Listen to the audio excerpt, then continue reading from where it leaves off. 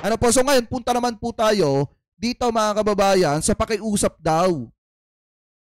Sa pakiusap nitong si Pulong mga kababayan, sa panawagan nitong si Pulong dito daw po sa Quadcom. Kasi nga kung matatandaan nyo, nababanggit yung pangalan nitong si Pulong mga kababayan na isa sa iimbestigahan at isa sa nire-recommend na dapat ding makasuhan. Ano po, so ngayon ito i-play po natin. Nanawagan si Davao City 1st District Representative Paulo Pulong Duterte ng tunay at patas na investigasyon sa House Quadruple Committee.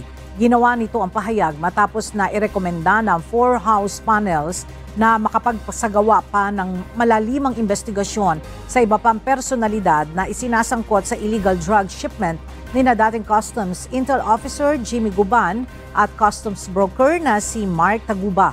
Kabilang na nga rito si Representative Duterte. Dagdag pa